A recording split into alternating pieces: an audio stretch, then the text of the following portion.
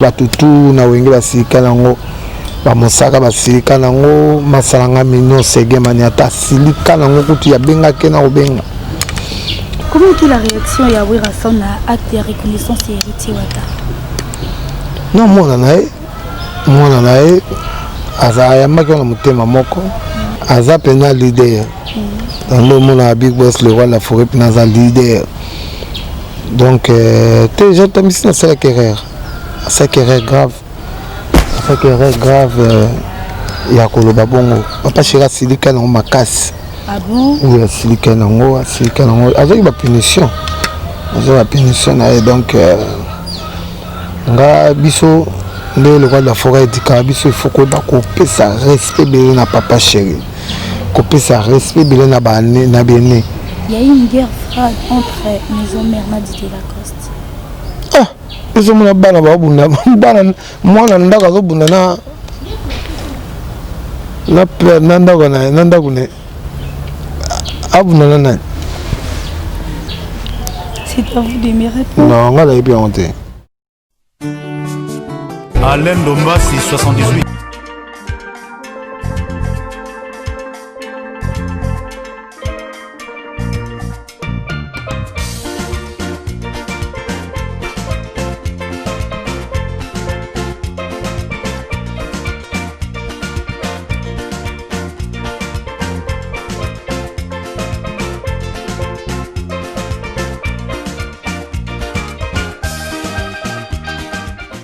Bonjour, bonsoir, très chers internautes, cela dépend de l'heure que vous nous suivez partout.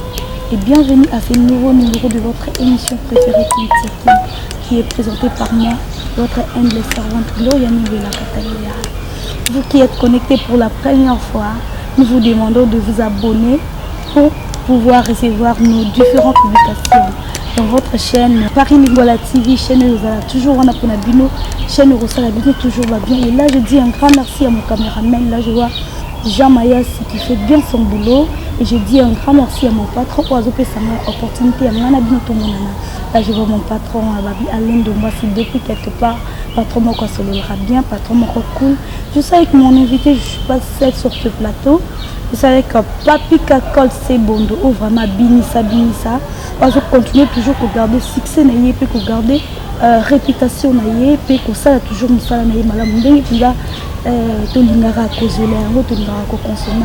c'est avec lui qu'on va parler, qu'on va vraiment parler, c'est avec lui qu'on va découvrir quelques Makambuya, Wenge Musique à Maison Mère, il va y avoir Azo évoluer dans le là je dis un grand merci à mon boss, c'est celui qui me soutient. On aura toujours un patron qui écoute depuis moi là. Sans plus tarder, je dis bonjour à mon invité. Bonjour Papi. Bonjour.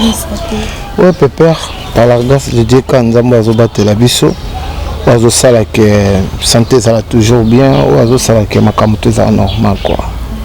Tout est vraiment la pandémie, mais ils ont continué toujours, ils ont tika bisoté et pas dans les cas qui pendant si vraiment il y a quelques conseils, on fait ça bateau, ils ont douté toujours mais. Exactement que il faut qu'on respecte les gestes et barrières parce que il y a déjà les seules solutions. Ce que la maboko bah on y pas battre 1 mètre na mutu donc cachiné. À part ça, il faut que tu prière les bosso. Donc prière, il y a un des salles qui épargne, on a tout malade et qu'on y a non, donc c'est ça. Là c'est un petit conseil, il n'y a pas vraiment il y a artiste à Bisso. Après ces conseils concernant maladie aux autres tout les familles d'ici, et là quand on a pototé chez nous aussi maladie ils allaient vraiment tout se préserver caca bon boulot, bon mouvement. Ouais, mouvement est bien, le roi de la forêt où tu voyages ailleurs.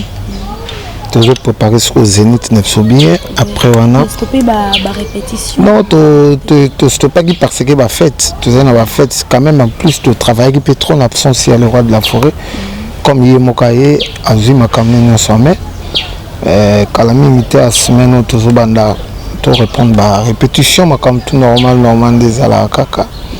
Ça fait à peu près combien de mois? 3 mois je crois, 3 mois qu'on a poté donc c'est ça. Donc il y a Covid en vimba et qu'on a sous ma casse. na ba couvre-feu like wana na makamaka na sala esenga ke face à la malandela malembe contrat Zénith donc il fallait 600 tout alanda ba makamususu. Comment tu gères place Nayo Zali na Wenge Musique Maison? Qu'on gère comment? Gérer place Nayo, ça veut dire quoi? Et comme maintenir toujours place Wana. Faut toujours na moté Mayo. Faut la moté Mamunene. Faut ba ko supporter. Ba musicien ba caprice belé mutu so ko yana caprice mususu. Nde to kutana bongo mutu to utana ba éducation chez les parents parce que to sangani. Bon, éducation à Moutazi chez les parents, on a des zakat toujours différents. Donc, là, tout coûte en bongo. Et ça, il faut maîtriser, il faut l'accès tout. Ndé bavana abatezana bat musupa ko kana été. Alongo ne ka bongo linga la tsaka yo ba problème donc et ça il faut ça la maîtrise. Chef il faut ça mutumoko, il faut la maîtrise, il faut ça mutema munene ya supporter alors. Ngala component ebelé par le roi de la forêt que bakofinga mususu benje mususu il faut pas qu'on réponde, il faut pas qu'on landa. Donc au tsika bo nzambe jugement nzambe sala quoi. Donc yo moninga bazala pena mutema munene bafingi bolobi na taloka analyse ya aigle. Parlons un peu de votre concert au Zalana Paris le 12 juin 2021. Oui, ça se passe toujours. Il y a une chorégraphie à danser. Et ça, c'est tout le la 4e Zénith, tout le double Zénith, tout le temps, tout le monde va devoir révéler dans Zénith. Il fallait qu'il y ait un moto. Donc, comme tout le monde, tu changes de page, tu remontes à la salle. Les fanatiques ont déclaré qu'il faut tout le temps Olympia. Ok, donc les allées qui selon commande, il y a des fans. Ouais, fanatique à Lingi. Tobeta Zénith, fanatique à Bipé, le roi de la forêt, comme Beti Zénith, trop, il faut mettre la vie Olympia.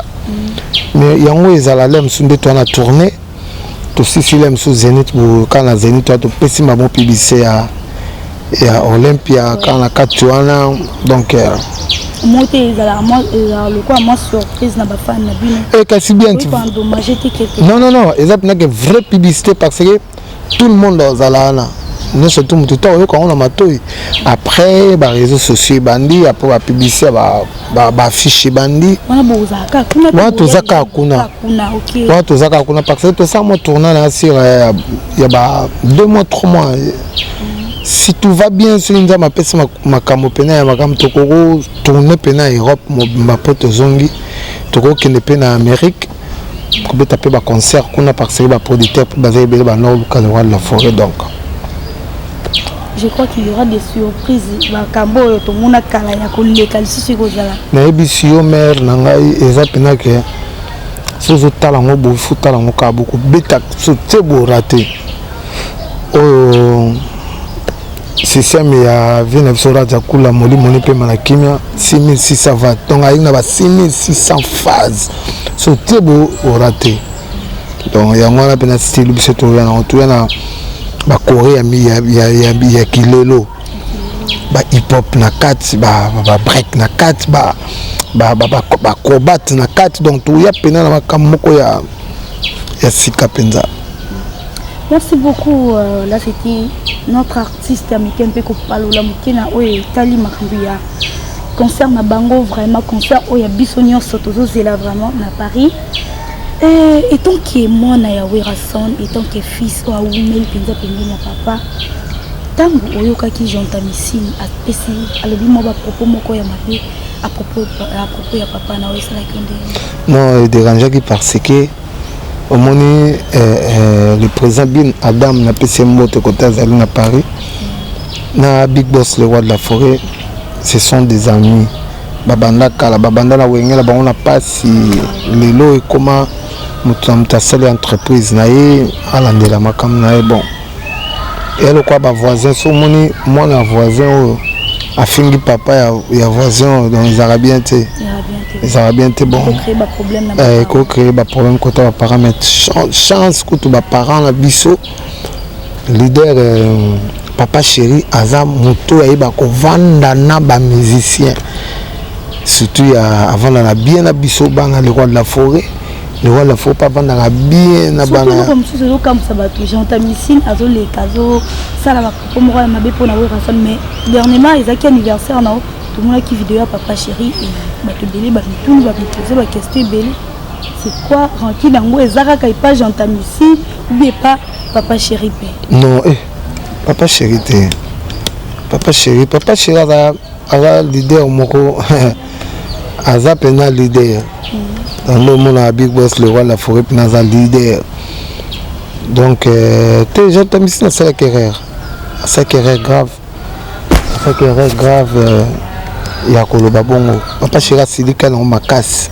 Ah bon? Oui, asilika nango azaki ba punition na donc nga biso nde le roi de la forêt dika biso il faut ko ba ko pesa respect belé na Papa Chéri ko pesa respect belé na bane na bene ba mikolo faut ko ba ko respecter bango en plus pas polémique ko finga ici là le comme obeti ndule no te fanatique juger yango donc ko finga na ici là etikala ba biloka ba impoli donc parce que mokili changé mokili kene na ba façon moko to ebite lobo mona pe bo to lali bo to la mukabo Jésus aye osuka wapi suko zaika na benjir na monoko obongole mutema to zozela nini faut ko ba ko respecter mikolo ba ene faut ko ba Papa Chéri silika na makasi silika na makasi ba tutu na wenge ba silika nango ba mosaka ba silika nango masalanga minyo sege maniata silika nango kutu ya benga ke na obenga donc nabi que frère na j'entends missine à respecter à zongla suma maboete mais ils ont rappelé bereng min pe uta pa na bino ba chroniqueur na ba chroniqueuse ba question so autour na bo poussa ba to benda ba to pour à se contrôler té oui ça rappelle des années ça voyez quand on te le barana TV il faut avoir la sagesse ils rappellent faute na bisoté biso te poser la question na biso puisque nous te répondre faut la sagesse ya ko répondre ah c'est ça ils appellent ça obimara na kata mon et on te le barana les propos tenus langage qu'elle invité donc biso benda tout raconter c'est ça oui comment est la réaction ya wira son acte de reconnaissance héritier wata non mona nae aza ya maki na mutema moko aza mona nae amoni que moi na reconnaître papa après que le papa ba fleur donc le roi de la forêt yambi na mutema ya kufungwama donc héritier guti watana ba yebi bina pena a touché côté père alingaka donc félicitations à Watanabe moi là il y a bien donc après ça qui en haut donc c'est ça quoi j'espère que héritier Wataza qui peut moi coup de fil ya Wirason ou bien accepter là qui n'ont aucun coulis on les a pas secret na interne to bimisango boete pourquoi de merde toujours Pemenia le roi de la forêt non Youti nalonga ah olonga po anini ah biso to éviter oyo mona na kati kuna yo ndo yebiti biso to na ngala edika kaka ba frère na ba masa na ba collègue na ba leki ba ke fidélité et futaka fidélité et na Bible faut kozala être fidélité na mutu eza biblique donc tout là na oyo et comment na makomi et ça la bien mingi bon kolongwa c'est trop dire on a dans la maison mais on a vu oui le roi il faut rappeler ça en single donc na la belle pour le roi de la forêt ça la planer à la belle azo produire ba jeune talent ba nini azo produire le cola non déjà deux musiciens mo album la bango bima kala mingi te na six bon sur le marché donc nous allons découvrir ouais on découvrir ba jeune donc ba jeune talent ba zala ba talent la bango ke ba zo kene ba nzela mususu asali la belle ezana pour reproduire bango nga pe single nanga la belle muto produire nga donc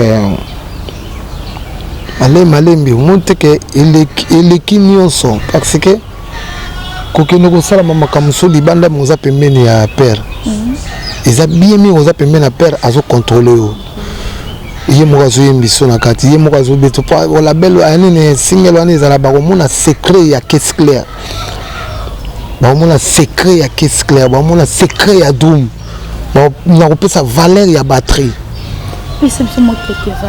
oui nakopesa valeur ya batterie nakolakisaka batterie eza kozala batteur nde bato babenga biso bato nsima basalaka frère biso nde tozalaka bamusicien donc bato ya liboso tobengama bachanteur baakompagnaka biso bamusicien biso mpe toza koaccompagne bachanteur donc parce que la musique ebanda na batterie sur la programmation il faut obanda na batterie tobanda na oyo babenga yango métronome wana eza vitesse soza a besoin de beta na 120 la 110 la 80 yo moka ba vitesse olingi yango benga ngo métronome kalango ya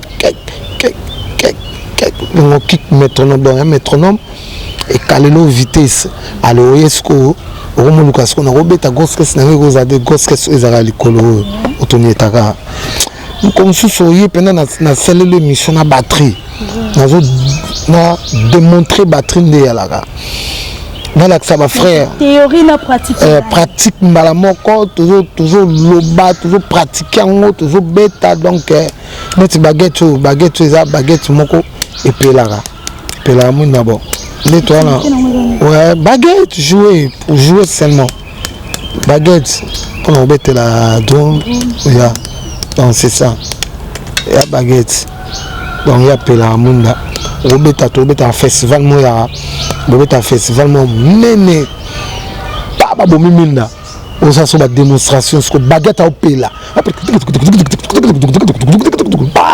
donc c'est ça donc c'est ça donc yangwana quels sont les avantages et les désavantages ya Blue Ocean depuis que vous en avez eh bien bon mimi kolo bango na télé bonga pena na mona ngo c'est pas dit né bon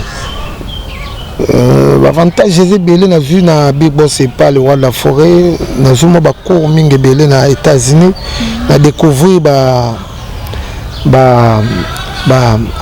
instrument mususu obisola mususu na Afrique a ton négligaka donc on a découvert aux États-Unis on a découvert la caisse claire bablona somba instrument na somba au sentier pena ko au caisse claire et bana ba 1500 ezomata 2000 3000 4000 mais la kina au mona caisse claire mususu $50 c'est pas la différence la différence il y a ba prix à 50 kuna ba 3000 dans un sentier pena que instrument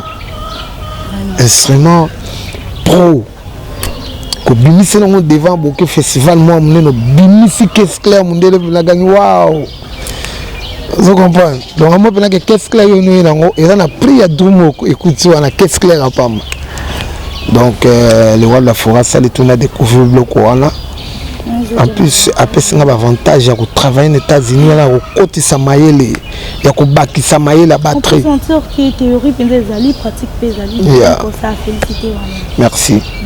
C'est ça quoi. Alors, des avantages au côté de parce que des avantages et ça quand on est gérer des amis c'est qu'on finga des avantages c'est ça que tout le monde la TV a témoigné on est là babilom sur bimba donc bomba bon bien on a monté moment ça bien ko bimisa na yo bimisi na yo tikai na opepele ko bomba on a tema yango evana na ntima.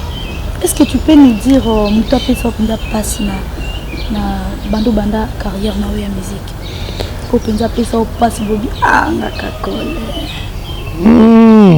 na wengi mutu asimisanga ba baguette ezali levé kekele levé popol bokoko chéri bokoko kekele mutu asimisanga ba baguette bazali mibale na moko kufa yoto star mais muta simbi sanga na ba baguette za fait popol kekele aza kuta atoko bala avec a commandé na Londres Ako balana Bali l'équipe on peut bien au mariage est très bien. Donc yiwana mutu siko azwangai wa memanga na wenge musique à maison mère eza levé wa senga kipuni molimo ne pe malakimia na vero tani wa bamerando na Saint-Valois bango baya bazwinga na kitambo bamemingai ti epa ya big boss le roi de la forêt balakisinga epa le roi de la forêt kokota nanga pangwala wapesa opasi aokisa motema pasi wayokisanga motema pasi koloba na TV bo na bafanatike mingi balinganga kasi yana expliqué tomoni nga naza bafani ya kosaka na te mais so nalobi bo ya mosu mpe balingaka ye bakosala nini ozo comprendre donc tolobaka bien na TV bamabe mosusu toyebaka kobomba mpona eza secret na wana nzambe koloba mpe bavérité mosusu na TV omona ekomo mabe donc tolobaka ya bien na TV ya mabe tobombi na bisongo. Vous avez quelque part une oreille musicale parce que vous êtes musicien, vous avez accompagner à chanteur quand vous êtes disque vima, single et bini, étant que musicien, même pour ça nous le roi de la forêt sali maman la plan. Le roi de la forêt sali maman la plan pour aimer biso na voix velours peu douceur acoustique na voilà. Après, on a des frères qui ont travaillé bien, Ferrego, la générique qui nous allait bien, Héritier Gouti Watanabe, générique qui nous allait kitoko, Fali Poupanze Monae, ils allaient kitoko, Nani Soussou n'a évité. Oh, bah, Bénissi. Il y a des miels de sang, miel de sang, Nene Pesa kitoko, Nani Soussou. Des pliques Pesoussou, Nene Zaya kitoko, Bango tout, bah, Bénissi, en tout cas, sans kitoko. Mais à celle ci surprise il y a bientôt qui bonjour aux donc à Kaniti Sibiso Sibiso na ndenga kaleza le roi de la forêt parce que avec acoustique moko na voix moko douceur voix na doux on est bien en plus c'est doux velours vous sentir pendant banzembo mbi wana donc pourquoi préférer Bimson au Canada au bata et qui n'a tellement acoustique et rien qui nous est acoustique va gola baka bosser ba beta qui théâtique non ba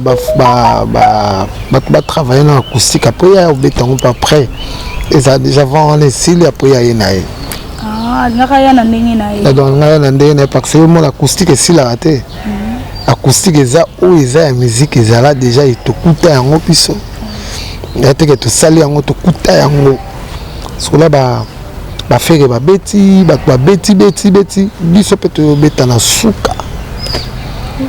Bon. Il y a une question qui circule dans la fan bazoni tuna. C'est un appel à tuna. Pourquoi Werason ne donne plus la chance à ses musiciens comme avant? Pourquoi Werason ne donne plus la chance à ses musiciens comme avant? Non, parce que yomoro musicien, il faut misalama. Yomoro musicien il faut pousser patron à pousser na pembe non pas payer chance. Yomoro musicien il faut créer. Yomoro musicien il faut être très propre. Il nous croit tous les jours à pembe dans le roi de la forêt. Vous comprenez parce que c'était quand musicien à kendane là mususu ville ya kate avant d'année là mususu na ngana mo ba mela lotoko le roi de la forêt foulé kapona bata lotoko. Faux. Donc on dirait que la qualité on a mis sur la maison mère et sur Kenda. Non, dans le but que Kenda. Bozo retrouver en non, donc ils ont un sens que musicien faut dans la vitesse. Musicien faut dans la vitesse, faut ça l'effort. Au but que ngala ça la fort. Nazalaka toujours. Parce que la vanana ba massa nga ba Kenda. Mais bi ba guerre ni tono ça na bango. Bah définit ton sala. Quelque part ma guerre peut ça bien ton besoin à 4 orchestres. Oui. Course au pouvoir. Biso bengango course au pouvoir. Donc leur flamme a créé solo mobo, ngala a créé partition mobo. Pendant que l'ingate flamme a gagné nga.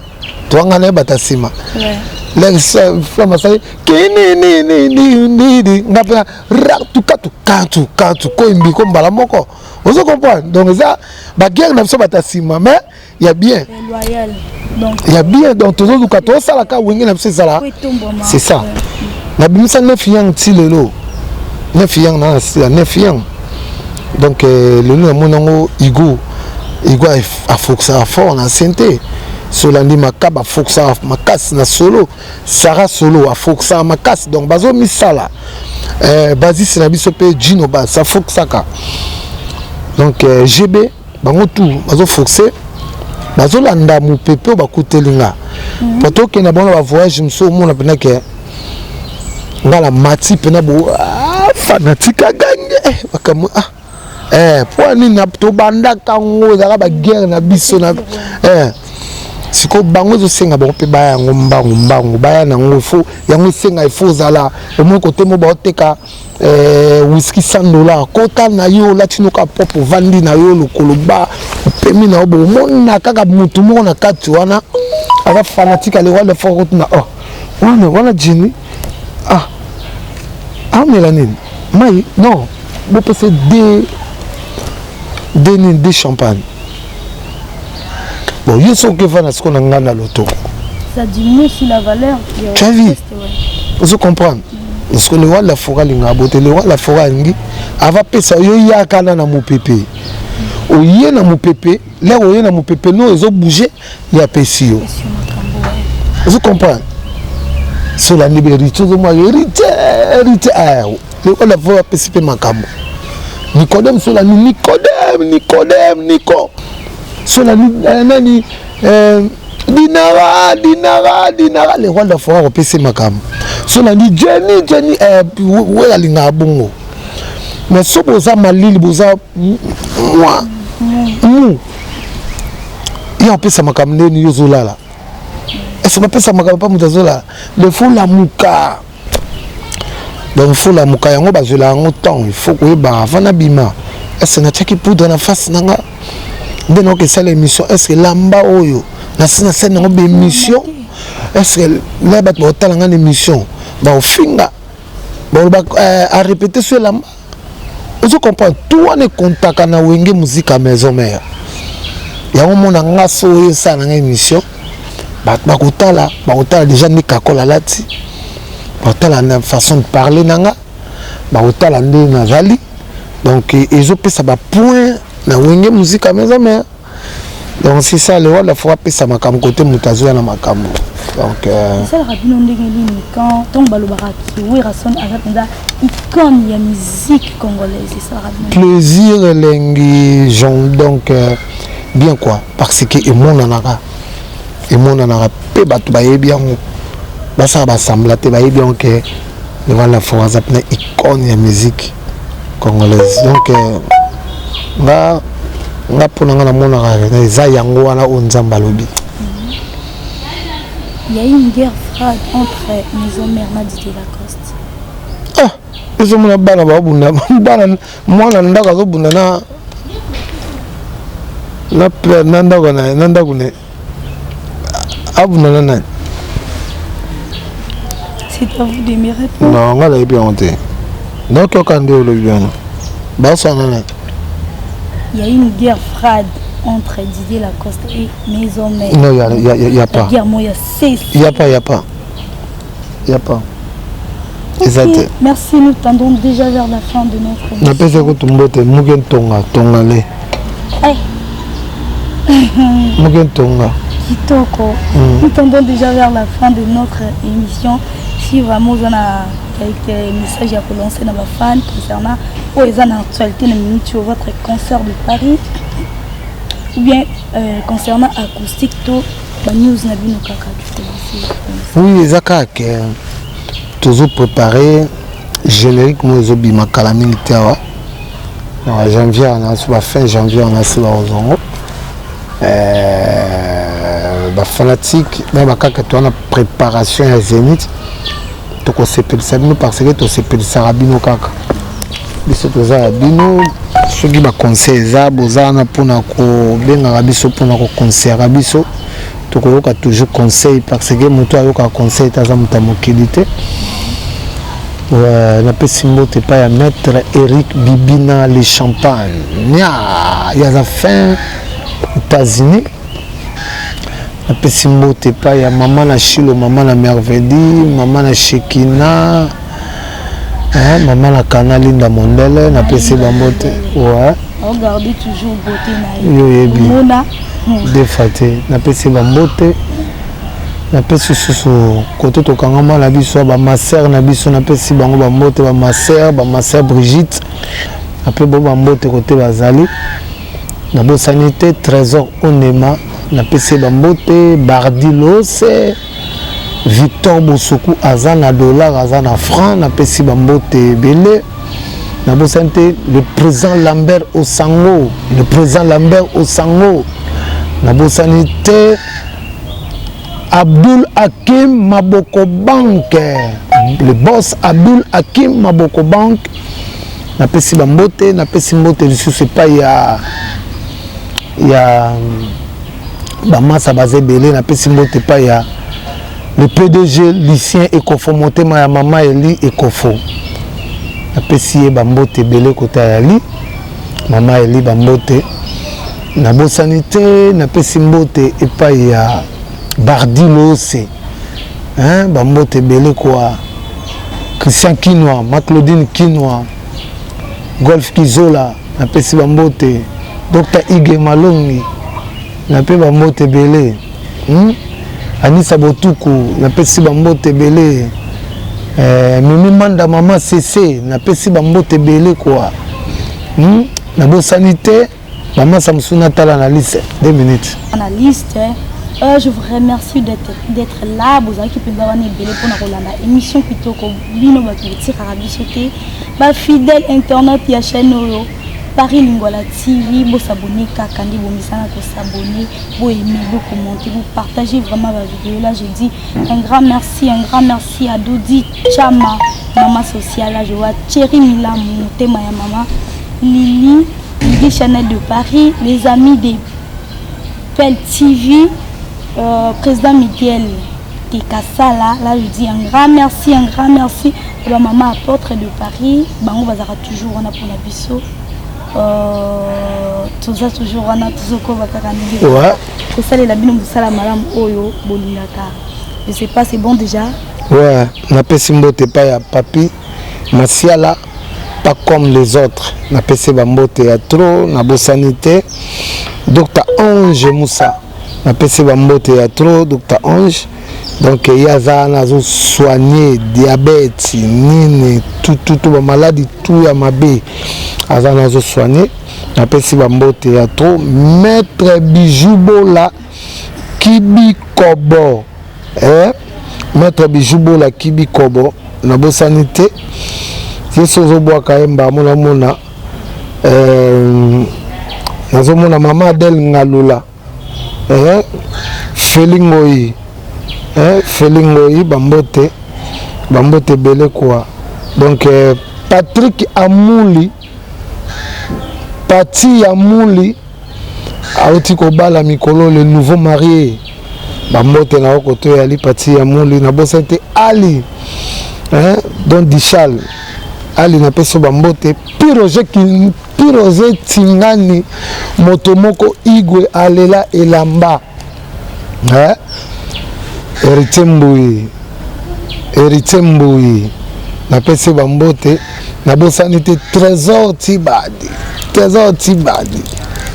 na pesi bambote ya trop eza moulayi na kotika tiza sans toilette donc na bosanité Léopard Kachama deux fois te bambote belé côté zali ouais na pesi bambote na ngai pena côté ali yesu na mona ki force plus force est égal à force le boss Théo Zambota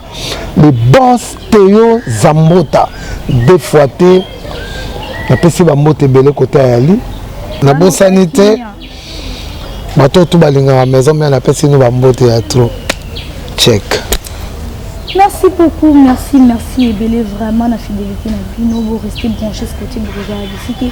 Pour vous autres, on a toujours nos recettes là c'est votre humble servante. Gloire même de la Catalogne, on attendra toujours pour la bino. Bino bato beaucoup une émission pour la première fois. Vous s'abonner, vous aimer, vous activer cloche et notification pour que vous recevez la publication à chaque fois où vous allez publier. Vous partagez les vidéos, vous aimez, vous commentez et copiez, ça vous vraiment courage aussi. Merci Ebélé à mon patron, là je vois Alain Dombassi et merci Ebélé à celui qui était derrière la caméra, qui pendant la réalisation, là je vois Jean Mayassi, un grand merci à lui, un grand merci à Bino Nyonso, fidèle la chaîne pour Zalawana pour la biso, biso peut pour la biso, pour la Bino, tout le temps il y a un numéro à Sikaba.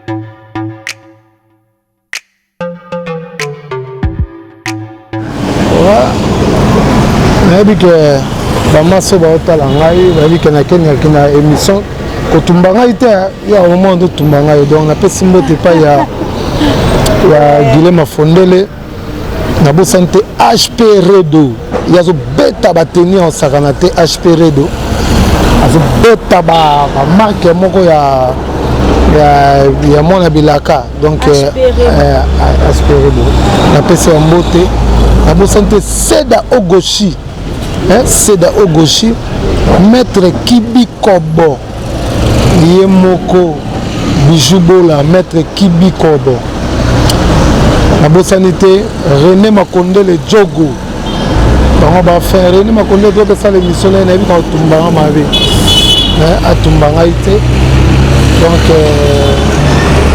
bamote trop epai ya na Lubumbashi na omona bamasa baza ebele komona PDG na nga azali wana bambote ya tro napesi mbote susu epai ya